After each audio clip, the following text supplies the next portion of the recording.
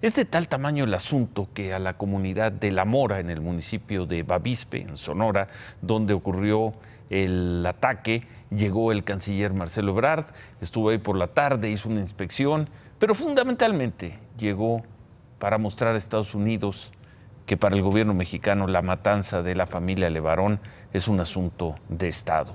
El canciller Ebrard dijo que está en comunicación con las autoridades de Estados Unidos, que se les compartirá la información conforme van avanzando las investigaciones. Repetimos que las víctimas tienen o son estadounidenses o tienen la doble nacionalidad.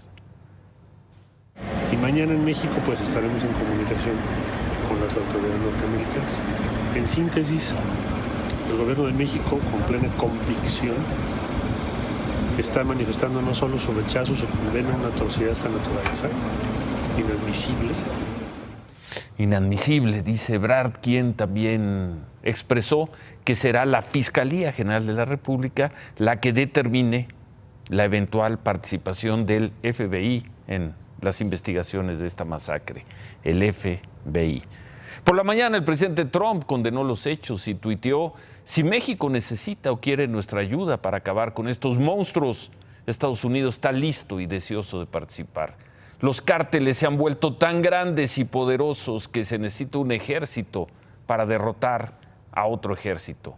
Trump agregó: es el momento para que México, con la ayuda de Estados Unidos, haga la guerra a los cárteles de la droga y los borre de la faz de la tierra. Simplemente estamos esperando una llamada de su nuevo gran presidente López Obrador. Es el momento para que México le haga la guerra a los cárteles, clama Trump, justo lo que el presidente López Obrador ha dicho que no hará, la guerra. El presidente López Obrador informó que llamó por teléfono a Trump, que le agradeció las palabras, el ofrecimiento de apoyo, pero que lo rechazó con el argumento de que la violencia no se combate con más violencia. Luego, en un tuit, dijo que, además de mandar sus condolencias, su pésame, insistió en que las instituciones del gobierno de México actúan para hacer justicia. La familia Levarón informó que mañana saldrán en caravana a las 11 de la mañana, tiempo de Sonora, desde la comunidad de los Levarón en Chihuahua hacia La Mora. Ahí van a pasar la noche. El jueves, por ahí también de las 11 de la mañana, se va a llevar a cabo el primer funeral en esa comunidad. Ahí va a ser sepultada pues, la mayor parte de las víctimas. En la noche del jueves, la caravana va a regresar a Chihuahua y se espera que el viernes a las 10 de la noche sea sepultada Cristina Langford, la madre de la bebé que sobrevivió al ataque. Ahí, en la zona donde ocurrieron los hechos, hay un despliegue de soldados, de policías estatales, ministeriales, tanto de Sonora como de Chihuahua. La Fiscalía de Sonora, que lleva a cabo la investigación, informó que sus agentes están haciendo el trabajo, están juntando pistas para poder dar con los responsables de los asesinatos. La Fiscalía de Sonora informó que se mantiene en contacto con la Fiscalía General de la República, la que también abriría una investigación por delincuencia organizada y temas relacionados con el uso de armas exclusivas del ejército.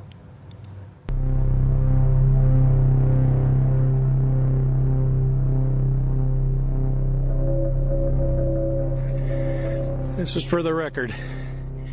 Nita and 4 of my grandchildren are burnt and shot up.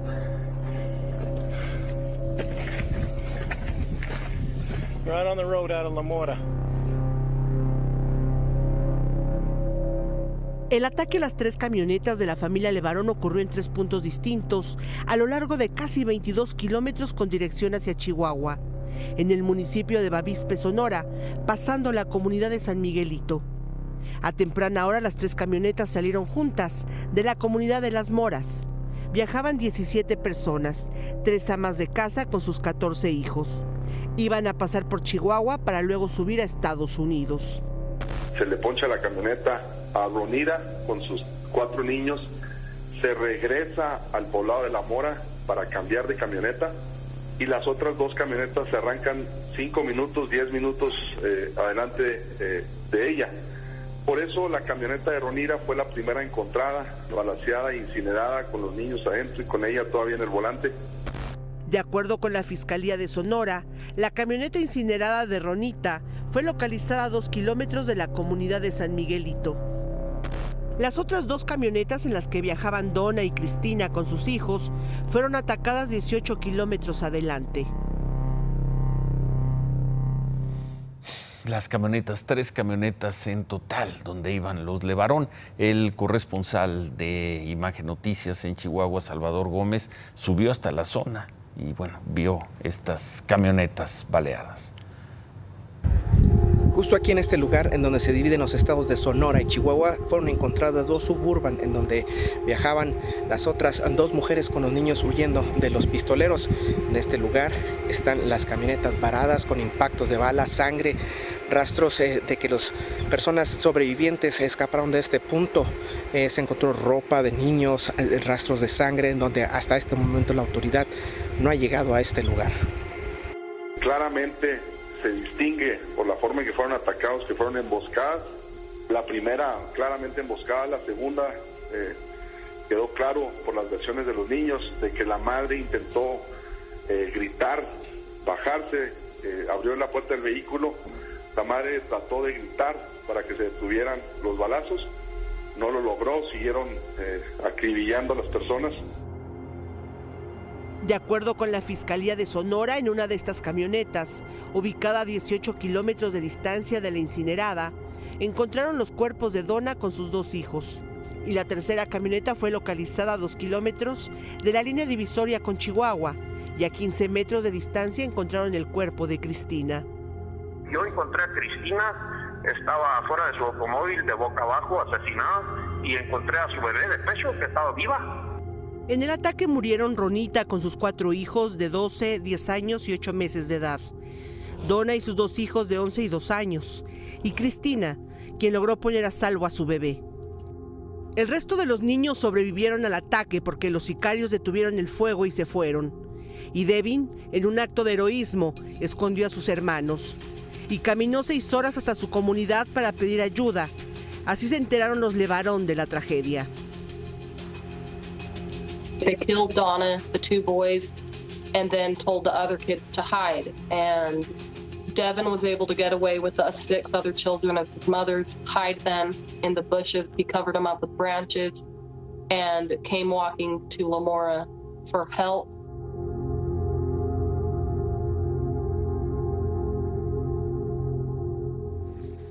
Las autoridades federales informan que se investiga si este ataque fue por una confusión de un grupo criminal, porque esta comunidad de los Levarón, la comunidad mormona, no había recibido amenazas. Se dijo también que se investiga otro hecho, el rescate de 2 personas secuestradas la madrugada de ayer en Agua Prieta, Sonora, no muy lejos de ahí, donde se detuvo una persona que podría estar relacionado con este ataque a la familia Levarón. Esta noche, hombres armados atacaron las instalaciones de la Fiscalía General de Chihuahua en Ciudad Juárez. En el ataque, un guardia de seguridad privada resultó lesionado. Este hombre fue atendido, se lo llevaron a un hospital. Los agresores pudieron escapar. Y en otro lugar, ya fuera de Chihuahua, esta madrugada, durante un operativo de seguridad que se llevaba a cabo en la colonia Las Palmas, en Ecatepec, otra vez Ecatepec, Estado de México, ocurrió esto. Los güeyes tienen la ropa. Desde allá, César. No, desde allá. Bájate desde allá. Espérate, pues, güey.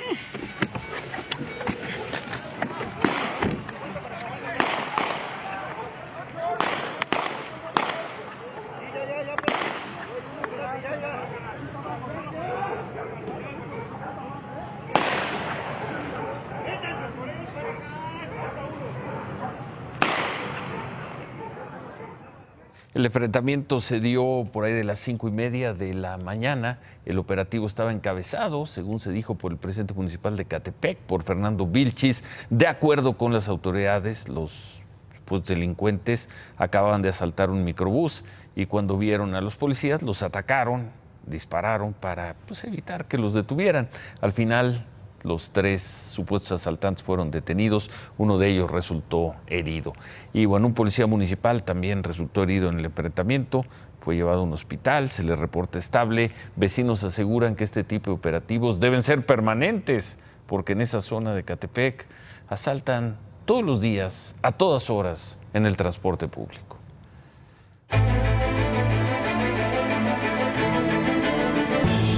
Y hablando de seguridad, de inseguridad, de violencia, al secretario de Seguridad y Protección Ciudadana, Alfonso Durazo, le tocó hoy comparecer en el Senado, otra vez por el tema, centro fue el operativo de Culiacán. Así le fue.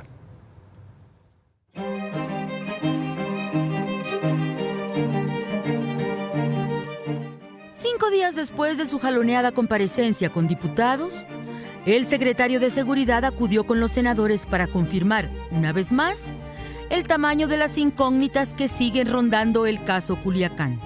¿Qué papel juega la DEA en cambiar la estrategia de no ir por estas cabezas visibles de los cárteles? ¿Y por qué el abogado de la familia del Chapo Guzmán agradece el trato que se da a este criminal? El secretario Alfonso Durazo escuchó el reclamo opositor de hasta cuándo la 4T seguirá culpando al pasado y dándole a sus críticos el peor trato. Desde la perspectiva de ustedes, ¿los grupos criminales tienen algo que ver, sí o no? Y no solamente los medios de comunicación o los tuiteros. Y yo no quiero creer que los tuits del presidente en materia de golpe de Estado son un distractivo para superar Culiacán. Que la transformación no se va a lograr a punta de declaraciones. Con referencias al sexenio de Felipe Calderón, les vamos a refrescar la memoria. Esta es una lucha que costará tiempo, que costará recursos, que costará, por desgracia, vidas humanas. Los morenistas y sus aliados del PES y PT se sumaron al argumento del secretario de que no se puede resolver de la noche a la mañana el desastre que dejaron PAN y PRI. Pero los panistas no hicieron caso y, armados con cifras sobre las víctimas de la violencia en este sexenio, le hicieron un regalo envenenado al secretario. Señor secretario, le voy a entregar un símbolo muy lamentable para que se piense dos veces, una vez más, otra vez cuando se intente mentir a los mexicanos de esta forma, secretario.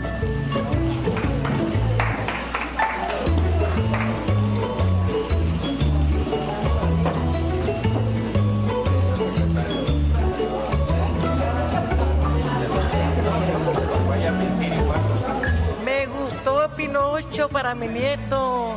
Yo pensé que era para mí. Ya se lo guardé. Al final, todo quedó igual. El secretario dijo que nada va a cambiar en la estrategia de seguridad. Avanza correctamente la estrategia. No podemos olvidar que el proceso de inseguridad es histórico. Y la oposición insistió en sus dudas y reclamos. No queremos más maromas cuánticas para eludir dar resultados. La realidad es que ni son los muertos de Calderón, ni de Peña, ni de López Obrador. Son nuestros muertos. Avanza correctamente la estrategia, dijo el secretario Durazo, es decir, la estrategia va bien. El secretario reconoció también que los protocolos de actuación de las Fuerzas Armadas y de la Guardia Nacional deberían ajustarse. Nos quedamos con esa frase, avanza correctamente la estrategia va bien. Vamos a regresar al tema al final del programa.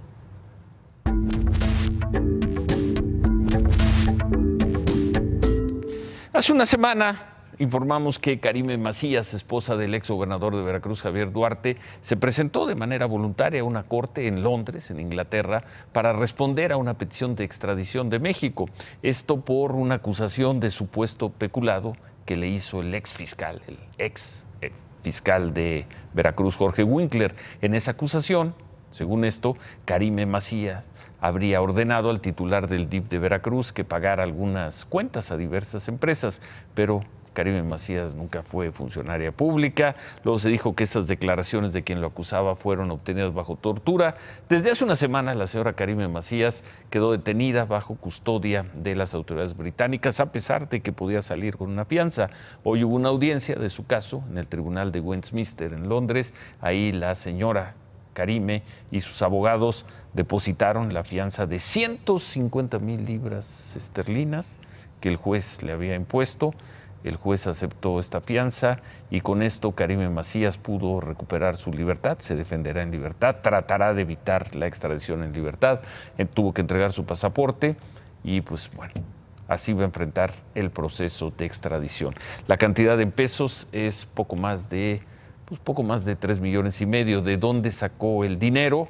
Su familia, se dijo que su familia, empezando por Javier Duarte, tardó una semana en conseguirlo. Pidieron apoyo a varios amigos que según dicen les prestaron. Los abogados de Karime Macías confían en ganar ese proceso a la autoridad mexicana, recuperar el dinero de la fianza y devolverlo a quienes lo prestaron. En un comunicado, el abogado Marco Antonio del Toro acusó que la orden de aprehensión contra Karime Macías fue ilegal, que se trata de una brutal persecución de la que hicieron víctima a la señora. Además, asegura que la declaración más relevante contra ella fue por un testimonio que se obtuvo bajo tortura. Por eso el abogado del Toro subraya que este caso está lleno de atropellos a los derechos de Javier Duarte y de su esposa. Y bueno, el cantante Enrique Guzmán se dijo en su cuenta de Twitter que el SAT le había congelado sus cuentas bancarias. Enrique Guzmán le mandó este mensaje al presidente López Obrador: ¿por qué el SAT decide sin ninguna justificación despojarme de mi patrimonio a mis 76 años? Sin explicación. Son ahorros de toda mi vida. En una entrevista aquí, en primera mano, en Imagen Televisión, con Gustavo Adolfo Infante, Enrique Guzmán dijo esto. Voy a señalar al SAT directamente porque nadie ha podido informarme de que hay un procedimiento en mi contra. Entonces, hasta el día de hoy siguen las cuentas congeladas. Oye, Enrique, ¿y lanzaste un Twitter dirigido al presidente de la República? ¿Ha recibido alguna respuesta? No, lo dirigí también al señor presidente porque él es el primero que dice que hay que dejar de dar mordida. Sí. Entonces, esto parece una mordida. Bueno, en otras cosas, la Cámara de Diputados aprobó, amplia mayoría, 372 votos a favor, 75 en contra, la reforma constitucional que modifica las reglas sobre la consulta popular e introduce la figura de revocación de mandato. Se estableció que la revocación de mandato se podría pedir durante los 3 meses siguientes al término del tercer año de gobierno del presidente. En este caso sería entre diciembre de 2021 y febrero de 2022. Esta reforma va a pasar a votación en los congresos de los estados y quizá tengamos elección de revocación de mandato en el primer trimestre del 2022.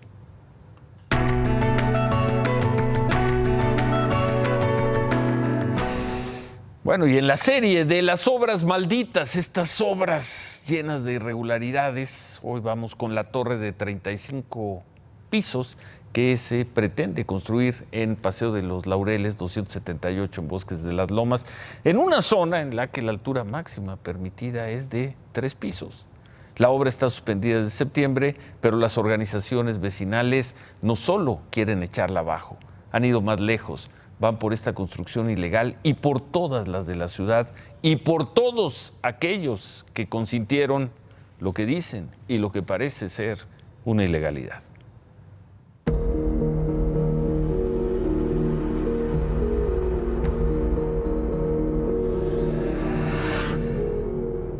Pronto va a haber noticias muy importantes ya con respecto a órdenes de aprehensión y judicialización de diversas carpetas derivadas del mal actuar de las autoridades. El caso de la torre de Paseo de los Laureles 278 en Bosques de las Lomas ha llevado a los vecinos a denuncias mucho más graves. Ahora son por delincuencia organizada y lavado de dinero, contra un grupo de desarrolladores, abogados, jueces y magistrados, presuntamente encabezados por los 2 secretarios de Desarrollo Urbano de la pasada administración, Simón Newman y Felipe de Jesús Gutiérrez, hoy prófugo. Que estamos hablando de utilidades de toda esta operación inmobiliaria ilegal, son muy, pero muy por encima superiores a los montos generados por la estafa maestra que tanto ruido se le ha hecho. Estamos hablando de decenas de miles de millones de pesos generados ilegalmente en los últimos 4 o 5 años de la administración mancerista. Así, de denuncias aisladas, como la del edificio de Paseo de los Laureles 278, que ya va en su 3ª suspensión, las organizaciones vecinales de la Ciudad de México han llevado el caos inmobiliario de los últimos años de los tribunales administrativos a la Procuraduría Capitalina y de ahí hasta la Fiscalía General de la República. Ya estamos hablando de la Unidad de Inteligencia Financiera, estamos hablando de la Subprocuraduría de Delincuencia Organizada, ya estamos hablando de otros tipos de situaciones porque es gigantesco lo que sucedió. Ya no son, al parecer, casos aislados, ni unos cuantos vecinos inconformes. Son organizaciones ciudadanas bien informadas y bien asesoradas, denunciando crimen organizado en colusión con el gobierno. Están haciendo su parte. ¿Lo harán también las autoridades? ¿Cuándo? ¿Cuánto tiempo más tendrá que pasar para que se defina el destino de esta obra maldita?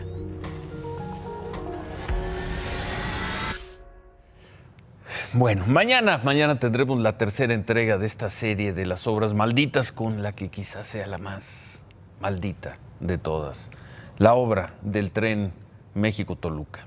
¿Qué más tenemos, Cristal?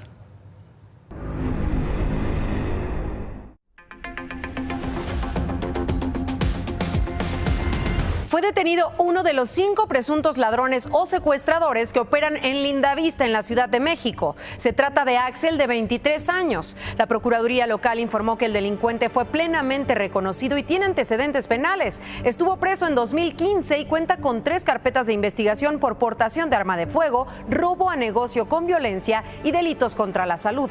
Aquí le presentamos el pasado jueves el modus operandi de esta banda de delincuentes que entran a un domicilio cuando el portón cerraba, pero la víctima los atropelló con su camioneta. Los sujetos lograron escapar, pero fueron grabados en más intentos de atraco a otras viviendas en la misma zona.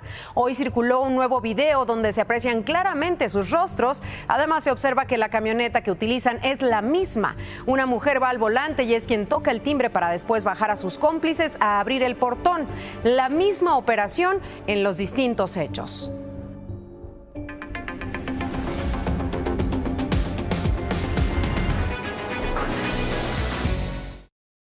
Dos policías que están a cargo de cuidarnos y de la delincuencia y todo, están súper pedísimos y con la patrulla toda abierta y ellos adentro súper ebrios. Así los captaron en el momento de la siesta. Son policías municipales de Valle de Chalco, en el Estado de México, donde hace justo una semana fue baleado el alcalde Francisco Tenorio Contreras y quien murió apenas el sábado. Vecinos de la zona ubicaron la patrulla 622 de la policía y en su interior a los 2 policías, un hombre y una mujer, dormidos después de haber tomado bebidas alcohólicas, según los testigos. La patrulla estaba a unos 300 metros del C4 de la policía municipal y fueron las autoridades quienes confirmaron que los 2 oficiales sí estaban borrachos y ya fueron dados de baja.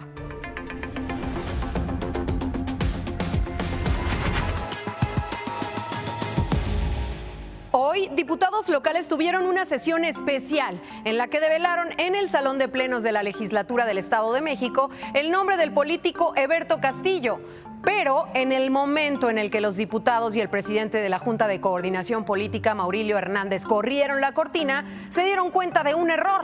Heberto no tenía la H inicial. Inmediatamente el tema se volvió burla en el recinto y en redes sociales, aunque algunos asistentes afirmaron que sí estaba la H, solamente que al mover la cortina, esta se cayó. ¿Se cayó o se trató de una falta de ortografía? Buenas noches, Ciro. Buenas noches, Cristal. El presidente de la Coparmex, Gustavo de Hoyos, propuso 5 medidas para evitar el estancamiento económico para el próximo año. Dijo que es necesario aumentar la recaudación sin criminalizar a los que cumplen con sus impuestos.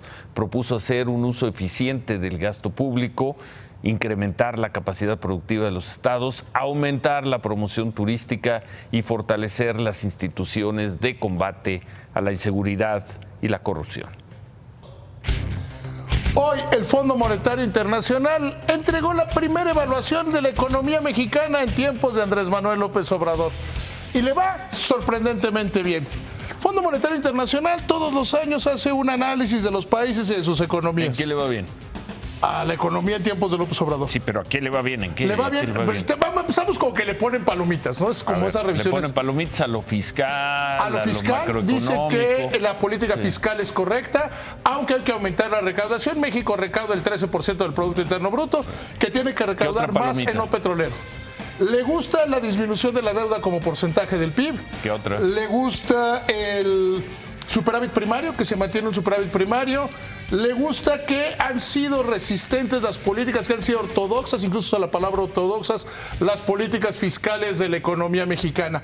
Es una evaluación particularmente buena. Dice que la economía mexicana se va a acelerar hacia finales, en la segunda parte del año, no sé cómo, pero que va a crecer 0.4% la economía. Entonces le va muy bien, le va verdaderamente bien, ¿eh? ¿Y ningún tache? Sí, le pone taches. ¿A qué? Le pone algunos taches y ojalá se lea completo el documento. Dice que se tiene que revisar el plan de negocios de petróleos mexicanos. Lo que tú dices todas las noches. El Fondo Monetario Internacional se inspira en las enseñanzas del Padre Real Superior. Y que tiene que ser creíble su plan de negocios porque pone en riesgo a la economía, que se tienen que hacer reformas estructurales que fomenten el empleo y la inversión, y que se tiene que garantizar que se va a mantener el orden. Desde el punto de vista de Banco de México dicen que han ido bien, pero que tienen que relajar más la política monetaria. La próxima semana van a bajar 50 puntos base las tasas de interés. Aquí lo relevante es, Ciro, es el primer análisis del Fondo Monetario Internacional sobre la economía en tiempos de Andrés Manuel López Obrador. No es malo. Y no, es muy bueno, es muy positivo, diría yo. Bueno, si hubiéramos pensado hace un año porque normalmente es en noviembre, a principios de noviembre cuando se presenta esto. Si hubiéramos dicho a principios de noviembre cómo va a venir, nadie se hubiera imaginado tan buenas calificaciones. Pero dejémosla ahí. Deberías dar conferencias. Mañana voy a dar una, fíjate. Bueno, pues antes de tu conferencia, remátala, David. Otra que ya les había dicho el padre del análisis superior, después del todo el teatro de Mario Delgado, que sigue superando en maromas a Togo y Panda, le reventaron su iniciativa de los autos chocolates. Mi gran pregunta es, ¿van a tener que devolver los favores recibidos? Los criminales no dan tregua ni tienen límites éticos y políticos, lo hemos visto por años. La tristísima situación de violencia e inseguridad brincó las fronteras y se instaló en Estados Unidos después de la tragedia de ayer de la familia Levarón. Y en Estados Unidos, lo vimos en el programa de esta noche, van desde el declaremos conjuntamente la guerra a los cárteles, que dijo el presidente Trump, al fue un ataque antiamericano, al México es un estado fallido. Y aquí, el secretario de Seguridad, Alfonso Durazo, sigue diciendo que la estrategia de seguridad va bien. 11 meses y 5 días de gobierno y hay un fracaso en seguridad. Un fracaso ahora de resonancia internacional. ¿Cuántas desgracias más? ¿Cuánto dolor? ¿Cuántos robos, secuestros, extorsiones? ¿Cuántas muertes más vienen en camino antes de que se den cuenta de que la estrategia no va bien? Imagen Noticias con Ciro Gómez Leiva, lunes a viernes 10:30 p.m. Participa en Imagen Televisión.